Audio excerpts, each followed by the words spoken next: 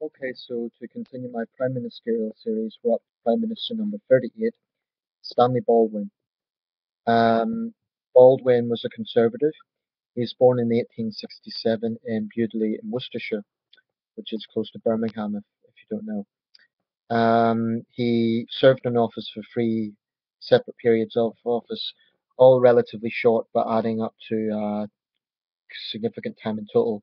1923 to 1924, longer period from 1924 to 1929, and then 1935 to 1937. Needless to say, these were two pivotal decades, the 20s and the 30s, 30s especially, for Britain. So Baldwin oversaw a lot of historical events. He had a pretty, we could say, turbulent premiership. He was first elected to office in 1908, representing Bewdley, and he went on to have a long career in Westminster. Here's a quote attributed to Baldwin: "There is no country where there are not somewhere lovers of freedom who look to this country to carry the torch and keep it burning bright until such time as they may again be able to light their extinguished torches at our flame. We owe not only to our own people but to the world to preserve our soul for that." So that's quite a profound statement, more so than other prime ministers I've put here. But here's some information about Baldwin.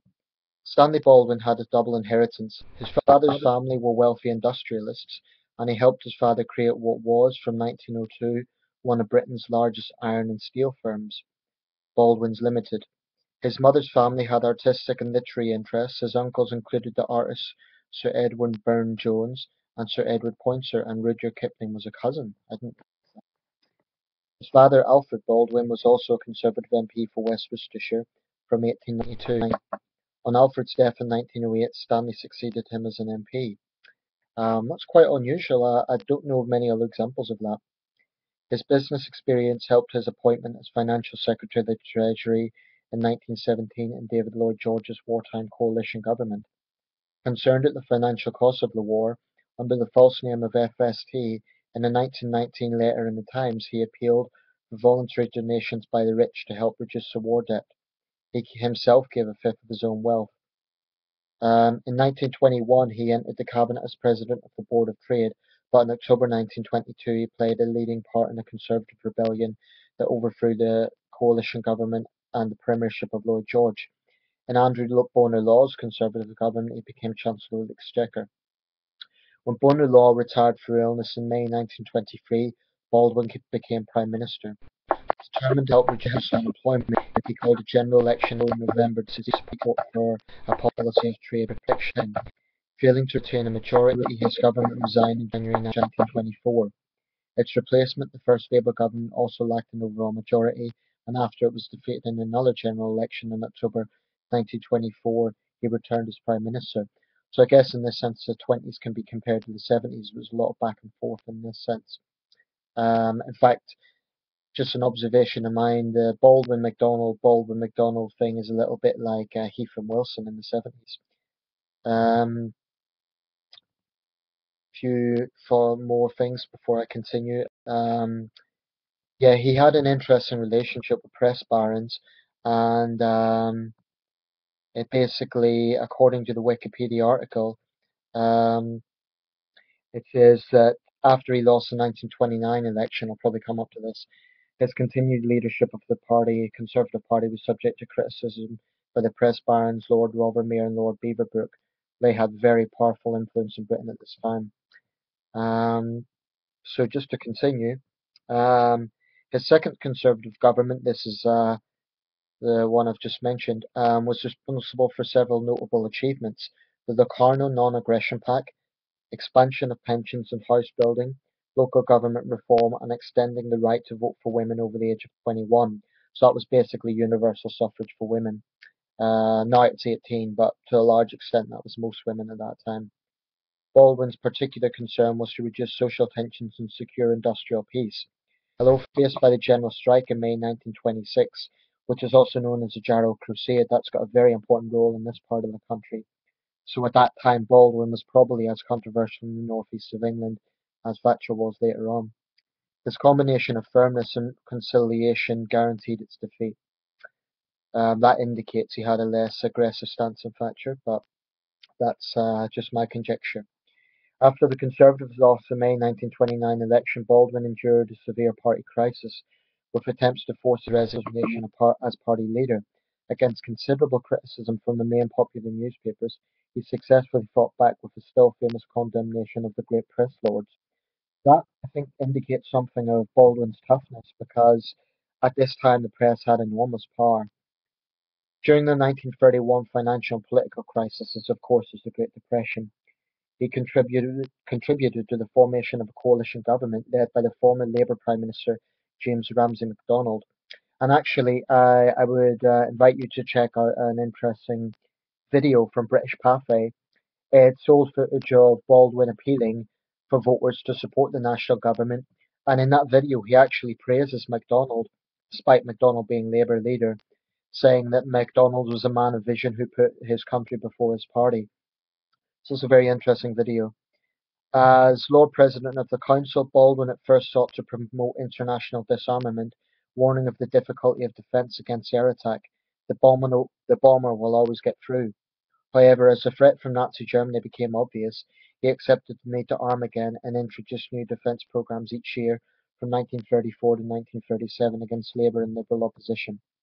He became Prime Minister of the National Government in June 1935, and in the autumn he won a general election, promising to continue to improve national defences. When seeking to avoid war with Mussolini's Italy over Abyssinia, in order to focus effort against Hitler's Germany, his cabinet was embarrassed by an early disclosure of a compromise settlement, the Hoare-Lavelle Pact.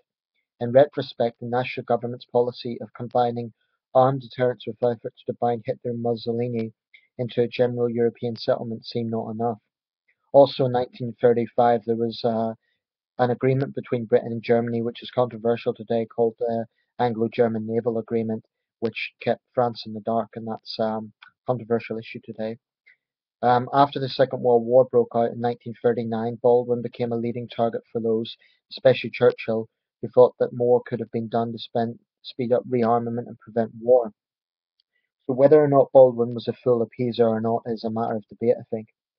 Faced in late 1936 with King Edward VIII's proposed marriage to the twice divorced Mrs. Wallace Simpson, which met widespread disapproval in Britain, he took the lead in making it plain that if the king persisted, he should give up the throne. His management of this abdication crisis was highly praised. In fact, it's said that MI5 at the time, or the forerunner to MI5, actually had spies to observe the king's movements. This was quite a profound event. Um, Probably one of the few examples in British history where, certainly in modern history, where a subject has overruled a monarch. Baldwin's most notable position was his support of parliamentary democracy during times when revolution and dictatorship were common European experiences. In the 1920s, he sought to prevent class conflict and mix the labour movement into the party system, and in the 30s, he became an international figure in the defence of democratic and Christian values. From 1938 to 39, he did a major appeal to provide financial assistance for Jewish refugees from Nazi brutality.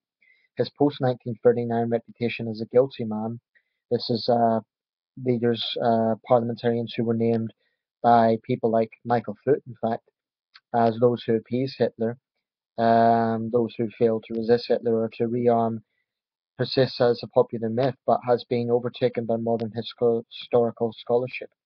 That is to say that modern academics actually think this reputation is unfair. On his retirement from government and party politics in May 1937, he was created Earl Baldwin of Bewdley.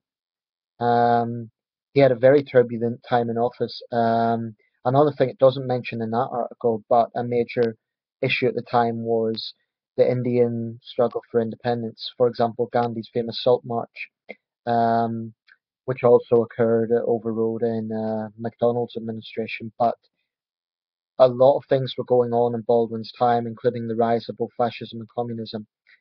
Some major acts in his time was the Trade Disputes Act of 1927, following the general strike, which introduced limit powers of the trade union movement, hence him being controversial among the left.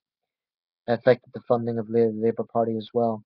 The Government of India Act 1935 gave limited powers of self-government, and it was heavily opposed by Winston Churchill. The Public Order Act of 1936 was introduced to deal with street disturbances following marches by supporters of the British Union of Fascists and their opponents. There was numerous clashes, such as the Battle of Cable Street. Um, so Baldwin really had a turbulent time in office, and he had to deal with the combined rise of both fascism and communism. It was generally believed in the 30s that it was one or the other. So Baldwin had a real balancing act to try and push away for democratic centrism in this. And in historical retrospect, I think he would have to rank as one of our higher ranking prime ministers. And I'm not a conservative, but given what he had to deal with, and given the way he sustained parliamentary democracy, granted there's some questionable areas in that, such as cracking down on the power of trade unions, but overall, I think, I mean, the Wikipedia article says that Baldwin is now seen as having done more than most and perhaps as much as possible in the context, but the fact remains that it was not enough to deter the aggressors or ensure their defeat. This is referring to Nazi Germany. This equivocal was his rediscovery as a moderate and inclusive conservative for the modern age, part of a one nation tradition. This more positive outlook on Baldwin's time as Prime Minister is reflected in evaluations by scholars, where he is generally ranked in the upper half of British Prime Ministers. Um, I also believe that Baldwin was very savvy in dealing with the press at a time when most parliamentarians didn't really know how to deal with them. He certainly seemed a lot more astute than MacDonald, going by the video footage that's available. There's a lot of videos actually available of MacDonald of Baldwin from British Cafe. A lot of them are worth checking out. Some of them are not particularly poignant. One, for example, is Baldwin visiting a home for retired actors. He's been featured in television and film numerous times. In The Gathering Storm, he had quite a prominent role. That's about the rise of World War II and Churchill's wilderness years. He also featured a role in The King's Speech. In fact, his speech on the abdication crisis is one of his best known. Baldwin also has the distinction of having served under three monarchs. Usually it's the other way around when monarchs see through several prime ministers. But Edward VIII was only in office for about 6 months, and he never saw a coronation. So he saw through three monarchs. That was George V, Edward VIII, and George VI. So that's Stanley Baldwin. Interesting man. Controversial figure, but I think I'd probably concur with that he would rank among our upper tier of prime ministers. Um, and I don't think he completely appeased Hitler. I think that would be an unfair assessment. He died in 1947 at Stourport-on-Severn at the age of 80. So leave it there for Baldwin.